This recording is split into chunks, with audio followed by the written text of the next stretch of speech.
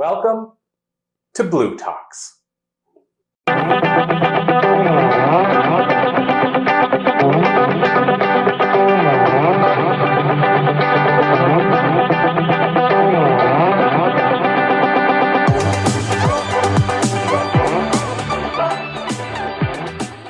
created something called Hymn 2 only because I decided being a victim wasn't really for me. I was abused from a very young age in different ways, and it progressed. Not the abuse progressed, but every type of abuse progressed along my life. And when I turned 40, which was yesterday, no, it wasn't. I can't lie. when I turned 40, something happened. Every night I said prayers since I was a little girl, and I'm Ukrainian Catholic, so you take a lot of crap and you try to put it places and justify it and keep going. So what happened was I was saying the Serenity Prayer, and when it got to the point where it said, the courage to change the things I can and the wisdom to know the difference, it just went bang. What the hell have I been doing for the last 40 years? I actually have power to change things. Me, little me, born on the wrong side of the tracks, back in Saskatchewan, Ukrainian, Catholic, all this stuff against me, these labels. I have the choice, the potency of my choice to change things. And so I did. I stood up for myself for the first time. And even though a divorce for the second marriage was on the way, I did it. I had just ended a contract and had no employment. I lived in a small town of 900 where my ex-husband was generations and generations on both sides grown up. I was the newbie, and I was a little worried. But you know what? That challenge accepted thing, it made me dig deep. And what happened was, my son came to me one day. One of my gifts is I am a medium as well, which being Ukrainian Catholic was kind of a little struggle for me. I'm sure my grandma is rolling over in her grave right now, but it allowed me to have so much backing and so much power from the universe, from things way bigger than us here on earth. And it allowed me to have the courage to know, regardless what I did, I'm going to be okay. And so this happened when my son was about 13, and I had just come back from a medium session with one of his friend's family. And he asked me, he said, "Mom, how was it?" And I said, "Oh my God, it was so good. It was so good." And I was so nervous because I just accepted my gifts and decided, okay, I'm going to do this. This is who I am. And so we talked a little bit. It was great. Went to bed. The next day, he came home from school and he goes, "Mom, you lied." And I'm like, "Excuse me?" Like, you ain't talking to me like I'm your mama. And I said, "What happened?" And he said, "You told me it was amazing. And Sydney told me she cried all night long." I said, "Well, honey, of course she cried. She lost her dad. We talked to her dad. I taught her how to talk to her dad. And her mom felt the love again that she was." "Well, why did she cry?" I said, "Chad, do you know that you can cry and be happy?" And he looked at me, and I was like, And I said, "You have to let that out, son." And he was just so confused. And I said, got right down to him, and I looked him in the eye, and I said, "Chad, has someone ever told you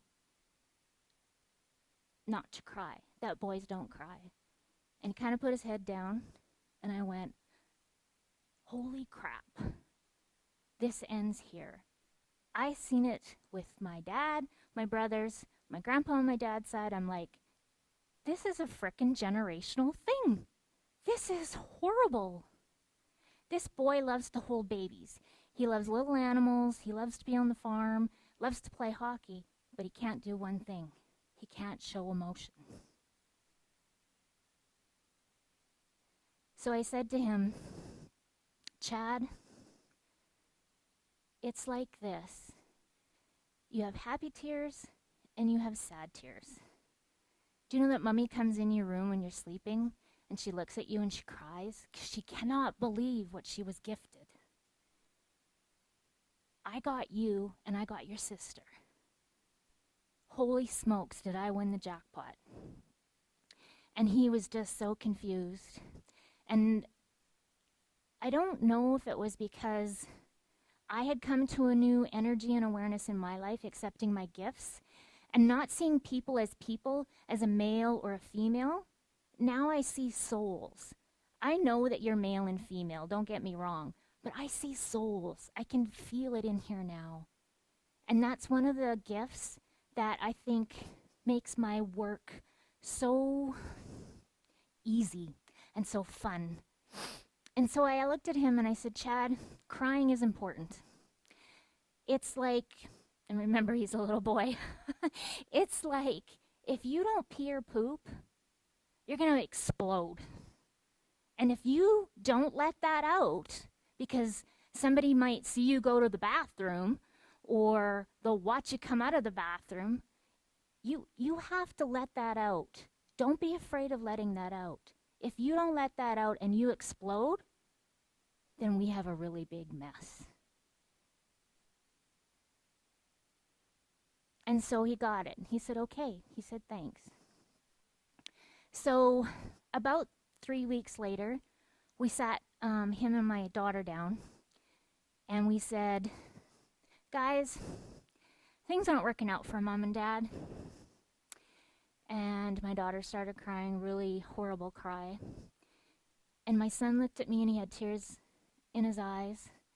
And he said, okay, Mom. Okay. It's okay. And I'm like, holy crap, like he's doing this better than I am, right? And he cried. But it was a cry of release. It wasn't that ugly, oh my God cry, right? And so we separated, and we were doing the 2 home things and kind of trying to work it out and whatever, and taking the kids to counseling. And we went to counseling, and Mark and I said, okay, you know what? We can't do this. We're going to stop. And so our counselor sat with us as we told the kids that it was done. And my 14-year-old son at that time, we told him there's going to be 2 homes, nothing's going to change. Yeah, right.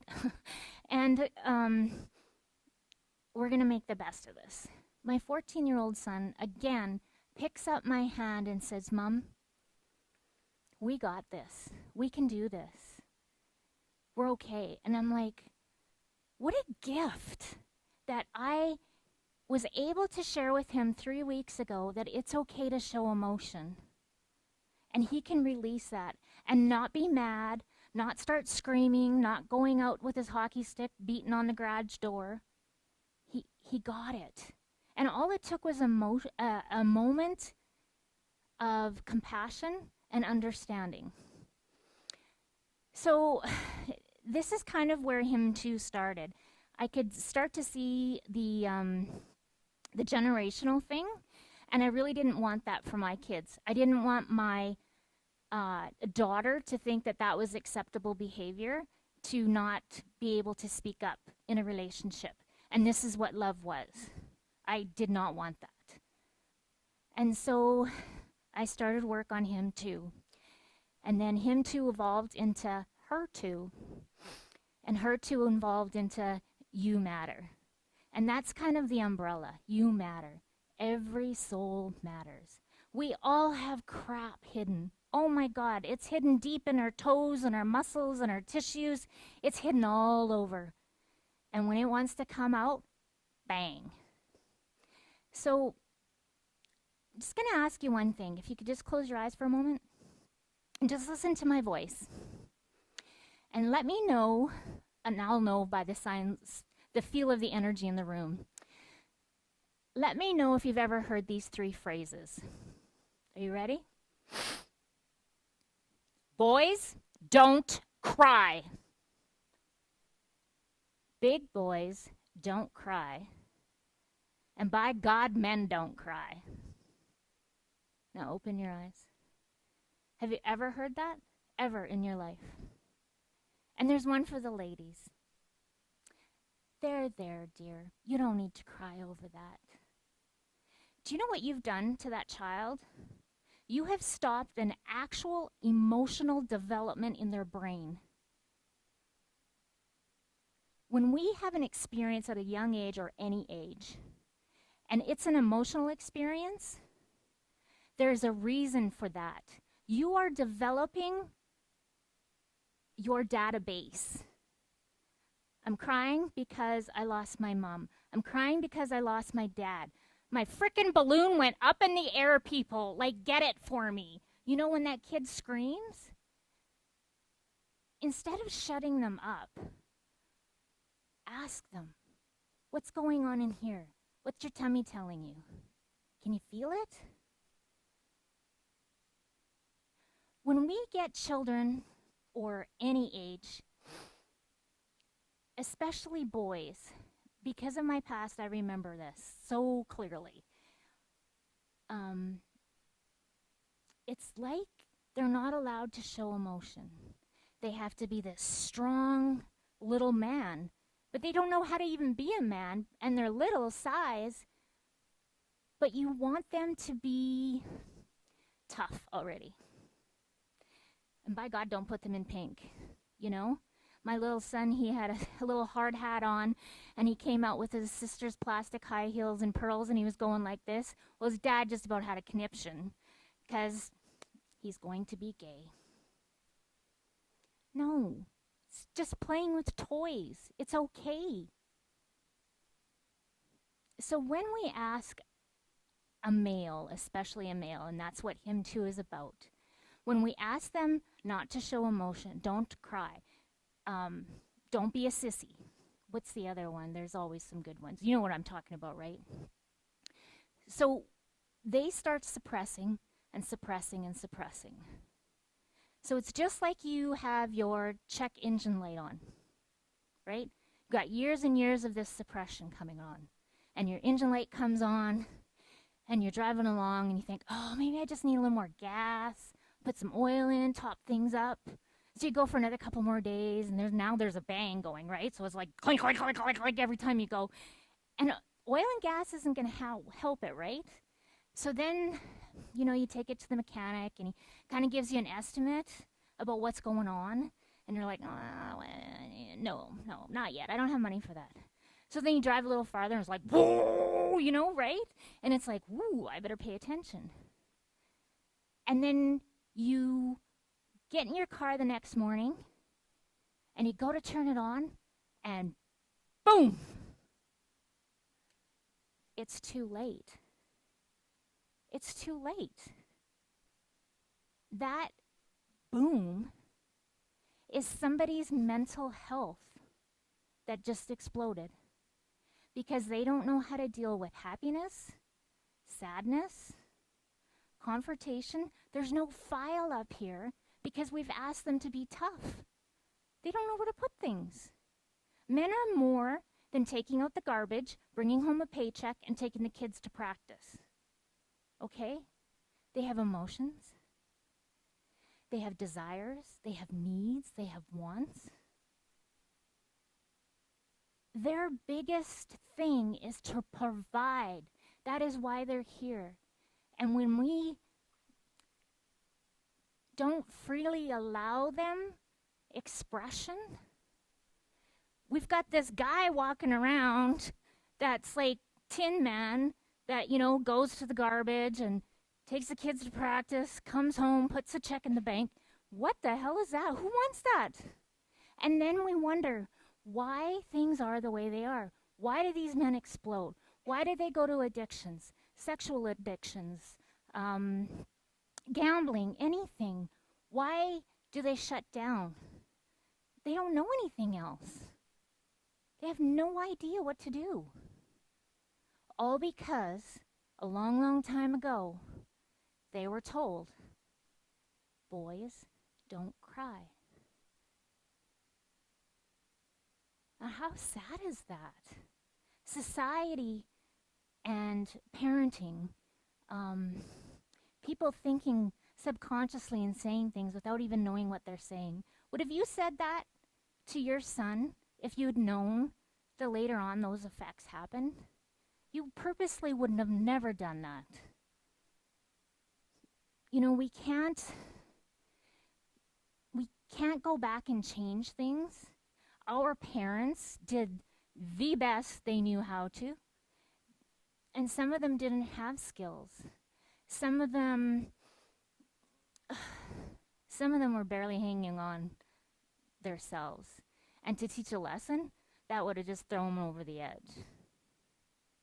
So now, we have to allow men to come to us with support, no judgment. They have to be brave and vulnerable just to make that little step and say, hey, something's not right. Got a little funk and junk going on, and I don't know what it is. Things are a little foggy. Things are not right. Things inside don't feel right. I'm kind of lost.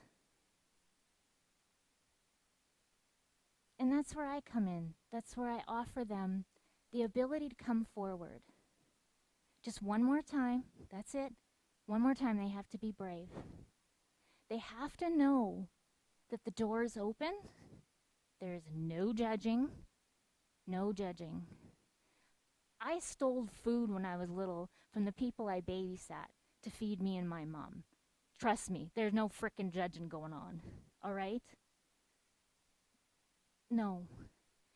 That door must be open. We have to allow men the freedom to come.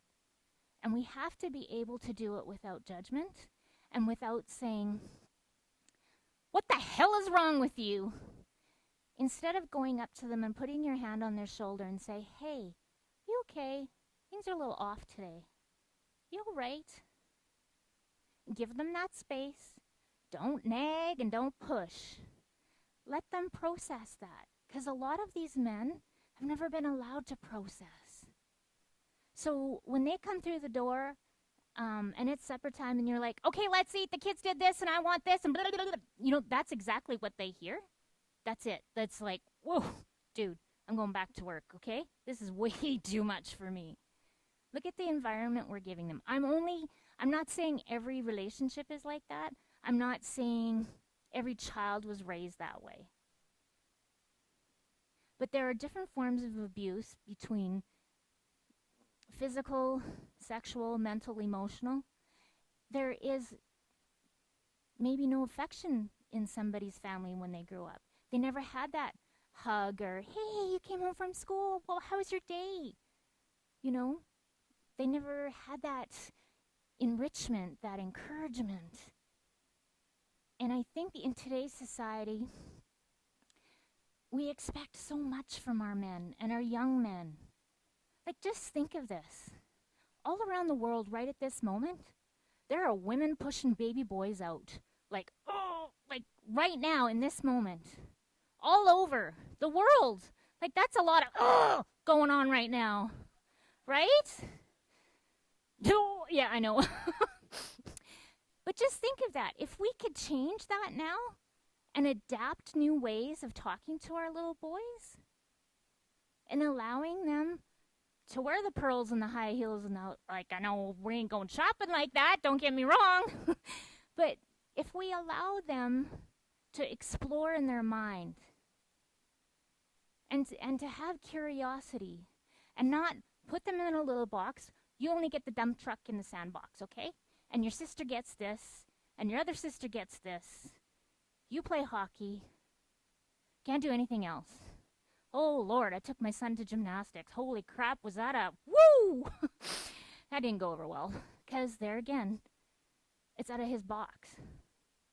It's out of the assumption and the expectation of someone else put on to someone little. When we assume and we have expectations in any relationship, people, any relationship, there's no communication then. If I picked you and said, wonder what she is, and I start doing that, that's right there, you're in judgment. You're trying to put her in a label, in a box. You're not letting her be who she is. These little minds, they watch everything, everything. So when we are with them and we're putting them in boxes and putting them in labels, they're not being their own self. They're being what you want them to be. They're being what their church says, what their grandpa says, what society says, what they watch on TV. Oh, that's what I'm supposed to be. I'm supposed to be a wife beater. Like, really? This is a change, people. We have an opportunity right now, today, to make a change. Isn't that cool? We can change. We can change. We can support men. We can support little boys. And a lot of it, it's not a wrong or a right, people. Do you know what it is? It's perception. So many people, and it's not a judgment, it's an awareness. So many people live in, anybody know what a welder's mask looks like? Okay, so you put all these labels on somebody, and this is what they see, okay? So there's stuff going on over here, but don't know what that is, can't see it. They have no perception of anything else. Anybody for that matter, not even just men. How can you let something in when you can't see? So when I work with men on probation too.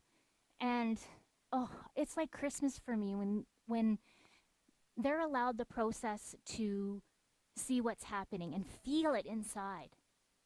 Like their eyes light up and they're like, what? I have a choice? Yeah, you don't have to be like that. Just because form and structure worked this way with your dad, your grandpa, your grandma, you get to decide what aligns inside of you. Just like each of us have fingerprints, your awareness for your being is completely unique. We are not made in a factory stamped out every 10 minutes. We are made with uniqueness. And when you allow someone to say, you know what? That doesn't really sit for me. I've just done this because so-and-so did it. I just done this because I'm trying to keep up with the Joneses next door. When you take a step back and go, I don't really like drinking beer on Friday night. I know, really? Like, wow. No. It's like, what do I want? What works for me? That welder's mask starts to lift. Ooh, ooh, whoa! Like, and then you're like this, and you can see. And things open up. Perception. I get to choose out of all these choices what I like, what's right for me. Not for my dad, not for my mom, not for my girlfriend, not for my boss. What's right for me, because my fingerprint is for me. My alignment is for me. No one else. Just like puppies. A puppy's nose. Did you ever go look at a puppy's nose now more in detail? It's like a fingerprint. They're not the same. They're not even put out in a factory. They are all unique. How many puppies like dive into their bowl and the next one takes a kibble and goes over here and eats it? They don't even do things the same. They have no judgments and no, what's the word I'm looking for? You don't have any judgments on them. They're allowed to be who they are, right? And that's the same thing with us. So I challenge you, the next time you see a kid in a store, you go on an elevator every day and you see the same group of people going up in your elevator every day. I challenge you not to judge. I challenge you just to, I wonder what their soul is all about. Instead of, I bet you didn't look in the mirror before you left home, because I ain't wearing that combination. Because that's not what life is. Life is about helping the guy next to you, the lady next to you. It's not about judging. It's about, maybe they're having a bad day. Let's give them a little lift. Allow them to feel warmth of someone else. Allow them to think, hey, maybe this thing called life ain't so bad. Because somebody just smiled at me for no reason, and I feel warm and caring. And you gave them a new perspective to look at the world. And so I ask with him too, that if you know someone that may need that hand on their shoulder, and say, hey, are you okay? Got a little funk and junk going on today? Do you need time? I'm here. We can do something. Thank you. My name is Kimmy. Have a great day.